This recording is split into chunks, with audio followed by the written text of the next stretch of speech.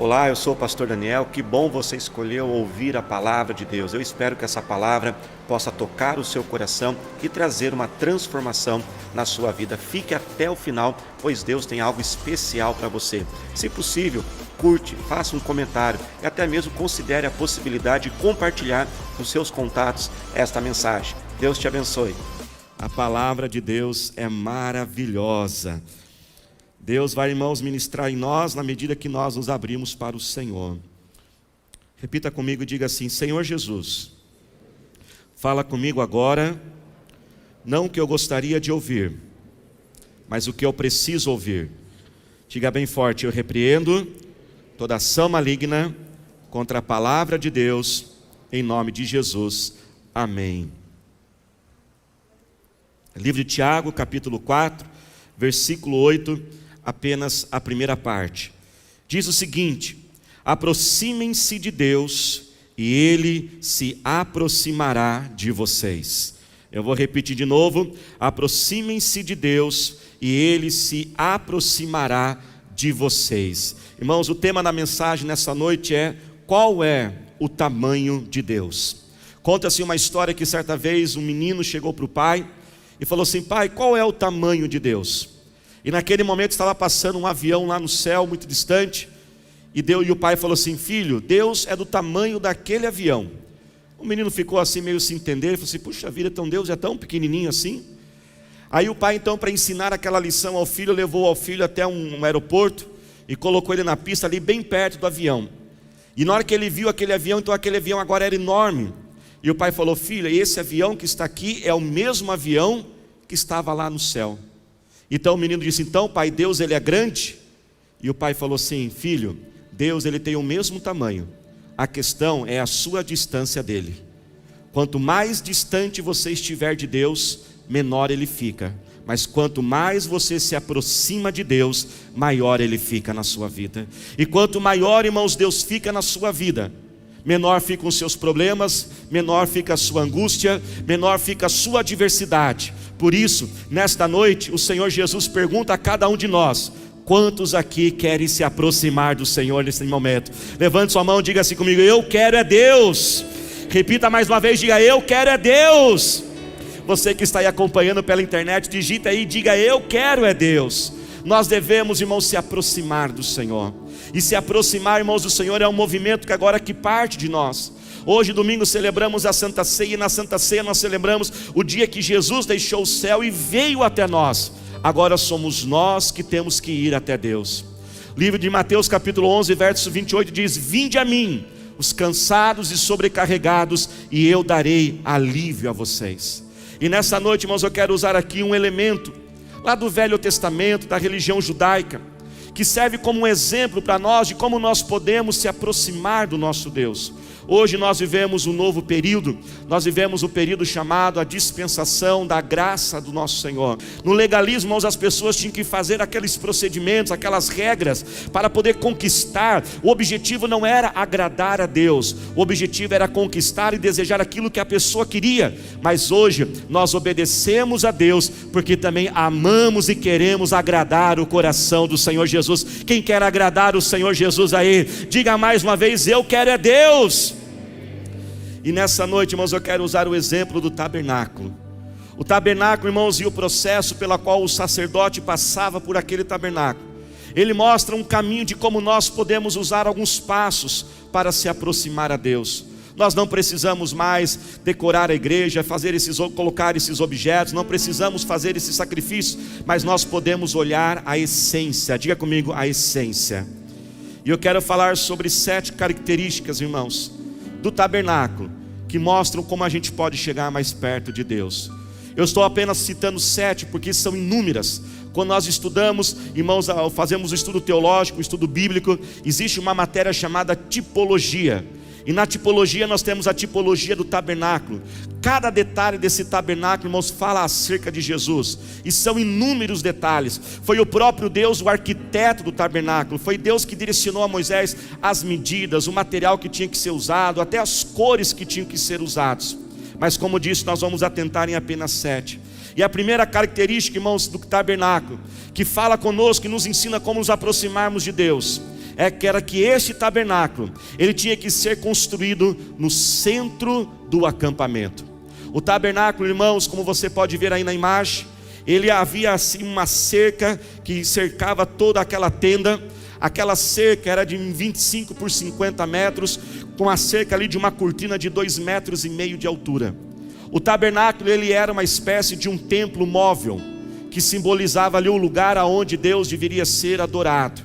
E ele tinha que ser construído bem no centro do acampamento. E ali, depois que construía-se o tabernáculo, todo o povo de Israel, todas as tribos de Israel, elas tinham que armar as suas tendas ao em volta daquele tabernáculo. Sabe, irmãos, o que isso quer dizer para nós?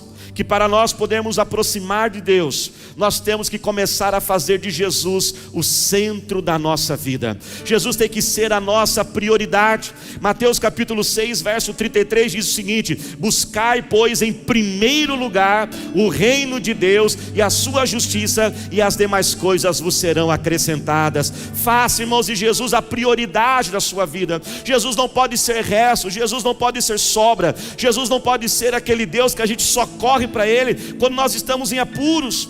Sabe, irmãos, fazer de Jesus a nossa prioridade não significa você se trancar lá no seu quarto, passar o dia inteiro orando e não trabalhar e não estudar. Não é isso, não. Fazer de Jesus a prioridade é no dia a dia, nas tarefas do dia a dia, sempre colocar Ele em primeiro lugar na sua vida. Inicie todos os seus dias, irmãos, na presença do Senhor. Geralmente a gente inicia o dia, né? A gente acorda e a mãozinha já vai para cá, né? O que a mãozinha está procurando, gente? O celular. Às vezes a primeira coisa do nosso dia é o celular. Ele já é a prioridade da nossa vida. Aí a gente já vai abrir o WhatsApp e já começa a ver aquelas mensagens, e a gente já vai abrir o site de informações e já começamos a ficar tristes porque tantas notícias. Não é à toa, irmãos, que às vezes o nosso dia não rende. Não é à toa porque às vezes a gente passa o dia desanimado. Mas a Bíblia diz que quando você faz a primeira parte, santifica a primícia a Deus, todo o restante Ele é santificado. Quando você separa os primeiros minutos do seu dia para Deus, ali com um período de oração, lendo a palavra do Senhor, todo o seu dia se torna um dia abençoado, vai se tornar um dia produtivo. E eu quero declarar que você terá dias produtivos, dias que vão render, dias que vão fluir em nome de Jesus. Amém, igreja? Nós fazemos de Jesus prioridade quando consultamos a Ele antes das nossas decisões. Fazemos de Jesus prioridade quando nós honramos a Ele, vivendo uma vida de excelência, honrando nas nossas finanças, honrando com as nossas contas, com os nossos impostos, honrando a esposa sendo um marido amoroso, honrando o seu esposo sendo uma esposa submissa e amorosa, honrando a Deus quando naquela prova, mesmo que você pode talvez falhar e ter uma nota ruim, mas você escolhe: eu não vou colar nessa prova. Eu honro a Deus, irmãos, todos os dias na minha vida. E tudo aquilo que eu vou fazer, quando eu sempre me pergunto: como que eu posso glorificar e honrar a Jesus nas minhas atitudes? Eu honro, irmãos, e faço de Jesus prioridade na minha vida quando eu começo a buscar o meu propósito de vida. Quando eu entendo que Jesus me colocou neste mundo com uma missão. Você não está aqui neste mundo à toa. Você não foi jogado e largado aqui. Talvez até mesmo seu pai e sua mãe não planejaram a sua vinda. Talvez você cresceu ouvindo que você é um acidente, que você nasceu sem nenhum planejamento. Mas isso é uma mentira, porque teu pai e tua mãe podem talvez não ter desejado você, planejado você, mas você é fruto do coração do Senhor. Deus desejou a sua vinda, Deus tem um propósito para você. E quando você descobrir esse propósito e cumprir esse propósito nesse mundo, nessa terra, aí você está fazendo de Jesus a grande prioridade da sua vida. Diga assim comigo mais uma vez: eu quero é Deus. Depois então, irmãos, que o sacerdote ia até o tabernáculo que estava no centro, ele passava então aquele cercado e entrava na primeira área que havia ali, chamada o pátio. Ao entrar naquele pátio, ele se deparava com um objeto, o maior de todos os objetos que havia naquele tabernáculo, que era o altar do holocausto. Ali no altar do holocausto, irmãos, o sacerdote, ele fazia o sacrifício dos animais, cortava os animais, queimava aqueles animais. E naquele sacrifício, ele fazia aquilo para que os pecados pudessem ser remidos, para que Deus pudesse liberar o perdão sobre os pecados. Para nós, irmãos, aproximarmos de Deus, nós temos que se arrepender dos nossos pecados. Hoje nós não precisamos sacrificar mais nenhum animal, porque hoje está validado sobre nós o maior e o mais perfeito sacrifício, que foi Jesus naquela cruz por nós. Valide o sacrifício de Jesus. Pecados ainda existem, irmãos, e se a gente for sincero, talvez a gente não está mais nem pedindo perdão de pecados, ou quando vamos pedir perdão, a gente faz aquele pedido de perdão assim no atacado, né? Depois de um dia cansado, a gente deita naquele travesseiro, já começa quase a babar assim, dormindo, né? Aí você lembra, ô Jesus, perdoa meus pecados de hoje. Ei, não é assim não. Pecado não é no atacadão não. Pecado é no varejo. Pecado tem nome. Temos que confessar ele e dizer: Senhor, eu pratiquei a desobediência, eu pratiquei, Jesus, o adultério. A Bíblia diz que qualquer homem que olhar para uma mulher e já se imaginar com ela já é adultério. Nós temos que confessar, irmãos. E às vezes a gente vai assim, a gente nem mais vai percebendo. Eu lembro que um tempo atrás uma pessoa me deu um presente, e ela preparou aquele presente com muito carinho, e era uma pochete, irmãos. Por que vocês estão dando risada? Irmãos, pochete é bonito para os outros, eu não gosto. Eu particularmente não gosto de pochete. E a pessoa que ele pôs aquela pochete linda, maravilhosa: pastor, eu procurei, pesquisei para o senhor, está aqui a pochete. Na hora que eu olhei, que coisa linda. E a pessoa: pastor, o senhor vai usar, né? Eu vou usar. Aí daqui a pouco o Espírito Santo cutucou: você não vai usar isso daí. E aí eu falei: Jesus, eu menti, eu pratiquei o pecado da mentira. Pastor, mas Deus me perdoa mais uma vez? Deus te perdoa, irmãos, quantas vezes for necessário, porque a misericórdia dele se renova todos os dias. Jesus mandou a gente perdoar a qualquer pessoa quantas vezes for necessário. Imagine ele: pastor, quanto tempo demora para Jesus me perdoar? O tempo que você demorar para pedir perdão. O livro de 1 João capítulo 1 versículo 9 diz que ele é fiel e justo para perdoar todo aquele que confessar o seu pecado. Depois então que o sacerdote saía daquele altar do holocausto, ele ia agora para um outro objeto, que era uma espécie de um lavatório, uma pia, porque ao ele fazer aquele sacrifício ele se sujava. Então agora ele tinha que se limpar daquela sujeira através daquela água, para depois avançar para dentro do tabernáculo, para dentro da tenda. E nós sabemos, irmãos, como a palavra de Deus diz, que Jesus, ele é a água da vida. Jesus é aquele que limpa a nossa alma. Não se contente somente em ter o seu pecado perdoado, mas tome uma decisão nesta noite e dizer: Senhor, eu não quero somente ser perdoado, mas eu quero ser liberto deste pecado. Eu quero colocar a minha vida em ordem, eu quero acabar com esses rolos, eu quero acabar com esses pensamentos, eu quero me libertar deste vício. Jesus, irmãos, é a nossa liberdade, e ele está aqui para desfazer as obras de Satanás. Busque ajuda, peça a oração. O livro de Tiago diz que nós devemos confessar o nosso pecado para Deus, para que possamos ser perdoados. Amém, irmãos? Ninguém deve confessar o seu pecado a outra pessoa para ela te perdoar. Ninguém tem condição de perdoar uma outra pessoa, porque todos nós somos pecadores por iguais. Mas a Bíblia diz: confesse o teu pecado ao teu irmão, para que você possa ser curado. Sabe, irmãos, existe um poder libertador quando você não esconde mais aquele pecado, e você então procura uma pessoa. Agora preste atenção, irmãos, não vai procurar alguém que o pecado dela é fofoca, né, irmãos? Que aí você está perdido, né? Mas procure alguém sério, pastores, líderes. Marque um horário e diga: olha, eu preciso de ajuda para me libertar deste pecado. Solte aquilo que está dentro de você. A palavra de Deus diz, o salmista diz: enquanto eu me calei dos meus pecados, os meus ossos foram consumidos. Porque Jesus quer libertar a sua vida. Diga assim bem forte comigo: eu quero é Deus. Então agora o sacerdote, depois de chegar ao tabernáculo, passar pelo holocausto, passar por aquela pia e se lavar, ele agora entrava para dentro daquela tenda. E quando ele entrava agora naquela tenda, aquela tenda na parte de dentro ela tinha duas partes. E a primeira parte era chamado lugar santo. E naquele lugar santo haviam 3 objetos. Havia ali um objeto que era uma mesa, a mesa dos pães. Aqueles pães eram 12 pedaços de pães que representavam as 12 tribos de Israel. Todos os sábados os sacerdotes tinham que trocar aqueles pães por pães novos.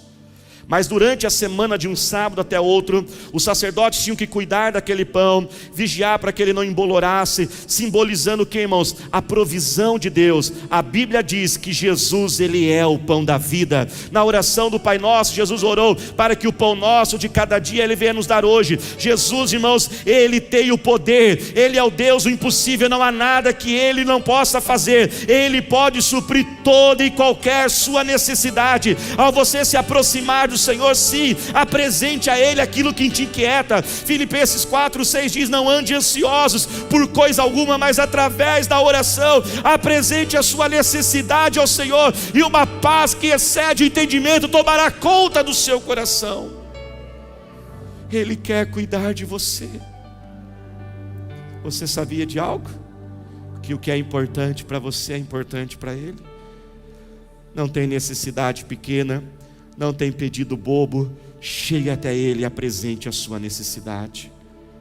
Mas além de apresentar a necessidade que vai satisfazer o corpo, a alma, que vai suprir as necessidades do dia, o sacerdote também ia, irmãos, até um outro objeto, nesse mesmo lugar ainda dos santos, que era o candelabro. Um castiçal ali de ouro, de 30 quilos. E aquele castiçal, irmãos, aquelas velas eram acendidas. Nós sabemos que as velas iluminam e brilham o local, mas elas usam o fogo para iluminar.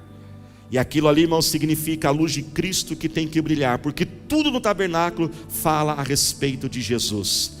E aquela luz que brilha, irmãos, do fogo, e o fogo simboliza o Espírito Santo. Além de nós alimentarmos, irmãos, nossa alma, o nosso corpo, nossas necessidades do dia a dia, nós também precisamos fortalecer o nosso espírito. Nós precisamos se encher do Espírito Santo todos os dias. Convide o Espírito Santo para estar com você. Lá em casa nós temos o hábito, em família, todos os dias nós dizemos: Espírito Santo, meu amigo, esteja comigo neste dia. Oração em línguas, irmãos, não é somente no domingo na igreja. Todos os dias nós temos que orar em línguas, ter um tempo se transbordando, se enchendo do Espírito Santo. Quando você está orando em línguas, sabe o que está acontecendo? O Espírito Santo está intercedendo por você, Ele está consertando as suas orações. Às vezes, irmãos, as nossas orações são egoístas, às vezes nossas orações são tão pequenas e com falta de fé, não é mesmo? Às vezes a gente está desanimado, a gente pede assim: Deus, eu não aguento mais, estou cansado, tantos meses desempregados, Deus, me dá um emprego, qualquer coisa já está bom. E o Espírito Santo fala assim: Jesus, tem misericórdia desse rapaz, que ele não sabe o que está orando não, porque ele não está perante o Deus de qualquer coisa. Você não está perante um Deus que diz aí: isso aí está bom, não. Efésios 3:20 diz que Ele é poderoso para fazer infinitamente mais do que eu posso pedir ou sequer imaginar. Ele é Deus de abundância, Ele é Deus de grandeza, e vai fazer essa grandeza em nossas vidas. Depois então o sacerdote chegava até um outro objeto, o altar do incenso. E ali então queimava-se algumas folhas, alguns gravetos que soltavam uma fumaça e um cheiro forte que tomava conta daquele lugar. O incenso, irmãos, simboliza a nossa adoração que sobe ao Senhor Jesus. Nós temos que ser, irmãos, sempre adoradores do Senhor Jesus. O oposto da adoração é a murmuração. Satanás, ele quer que a gente murmure, porque a murmuração cega, irmãos. A murmuração não faz a gente ver o que Deus está fazendo. Se nós não vigiarmos, irmãos, nós passamos o tempo todo reclamando. Só que nós temos que tomar muito cuidado, irmãos, porque o nosso Deus é um Deus amoroso e maravilhoso, mas é Deus justo também. E o mesmo Deus que dá é o mesmo Deus que tira. Tome cuidado daquilo que você está reclamando, porque uma hora Deus pode tirar de você. Pare de reclamar deste emprego, desse seu chefe, porque uma hora você pode perder esse emprego, esse seu chefe. Pare de reclamar daquilo que Deus está colocando na sua vida, mas comece agora a adorar ao Senhor Jesus. Eu lembro, irmãos, de um dia que eu estava muito cansado, tinha dirigido demais aquele dia, meus braços estavam até doendo, eu comecei a reclamar: que dia corrido, teve que dirigir um monte, porque esse trânsito de Sorocaba, não sei o que. E aí a pastora Thalita, vocês sabem, né, irmãos, que o aconselhamento da pastora Thalita, ele é muito longo, né? Ele é bem assim, né? Ela dá muitas voltas, né? E ela virou assim e falou assim: vai a pé amanhã. Se está doendo tanto o seu braço de andar de carro, amanhã você anda a pé. Aí eu falei assim, não, já pedi perdão, Deus, tá bom, eu vou continuar dirigindo. Troque a sua murmuração pela adoração. A nossa adoração, irmãos, ela é poderosa. Às vezes nós, quando ouvimos falar de adoração, nós imaginamos, até cantamos hino que fala que os anjos adoram o Senhor. Mas você sabia que a sua adoração é muito maior do que a adoração dos anjos? Sabe por quê, irmãos? Porque anjo, irmãos, não tem conta para pagar. Anjo não tem marido mala. Anjo não tem esposa chata. Anjo não tem pais que irritam. Anjo não tem chefes bipolares. Anjos não tem dores no corpo. Então quando nós escolhemos adorar ao Senhor no meio de todas essas coisas, nós vamos dizer, nada vai roubar a minha adoração ao Senhor Jesus. E nós vamos declarar as palavras de Abacuque capítulo 3 que diz, ainda que tudo vá mal, eu continuarei me alegrando e exultarei no nome do Senhor. Diga bem forte, nada vai roubar a minha adoração. Levante as duas mãos e diga, eu quero é Deus. Se coloque de pé glorificando a Jesus. O seu coração já está queimando por Jesus? Coloque a mão em teu coração e olhe para cá, não se distraia. Então agora chegava a última parte daquele tabernáculo. Depois que ele passava pela mesa dos pães, candelabro e incensário, olhe para cá, havia uma tenda. E depois daquela tenda, havia agora um lugar que não era mais o lugar dos santos. Agora era o lugar santo dos santos, o Santíssimo. Aquele lugar, irmãos, media 5 por 5, 5 de comprimento, 5 de largura e 5 de altura. Quadrangular, você viu que até era quadrangular, viu, irmãos? Já fazendo uma alusão à cidade nova, cidade de Jerusalém nos céus, e Apocalipse, que ela vai ser quadrangular. Mas fazer o que até a cidade quadrangular? E aquele lugar era o lugar mais sagrado que havia no mundo. Aquele lugar, irmãos, era santo demais. Para os irmãos terem uma ideia, somente uma pessoa podia entrar naquele lugar, que era o sumo sacerdote, o maior de todos os sacerdotes. Naquele lugar, o sumo sacerdote podia entrar apenas uma vez por ano.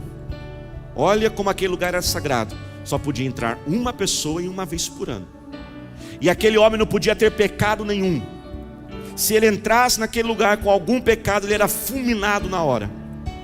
Tanto que os sacerdotes, sumos sacerdotes, ao entrarem no Santo dos Santos, eles tinham que colocar uma espécie de sinos no corpo dele, porque enquanto eles estavam orando e adorando, os sinos iam balançando e as pessoas iam ouvindo. Mas se de repente aqueles sinos não fizessem mais barulho, é porque as pessoas de fora já sabiam, ele morreu fulminado lá dentro. Mas se alguém tentasse entrar para tirar ele, também morria. Então ele já tinha que entrar com uma corda amarrada, porque caso ele viesse a falecer, já puxavam ele para fora. Naquele Santo dos Santos havia, irmãos, a Arca da Aliança. Aquela caixa de madeira de acácia revestida de ouro, com uma tampa de ouro, com os querubins por cima. Dentro daquela arca havia os 10 mandamentos, a vara de Arão e o maná. A Arca da Aliança, irmão, simbolizava mais do que a presença de Deus. Ela simbolizava a presença manifesta de Deus. Sabe, irmãos, existe a onipresença do Senhor. A onipresença significa que Deus está em todos os lugares. Mas Deus não quer somente ser onipresente na sua vida, Ele quer manifestar, Ele quer revelar que Ele está presente. Uma pessoa, irmãos, ela pode morar numa casa, mas nem ser notada. Ela está lá, mas ninguém nota ela.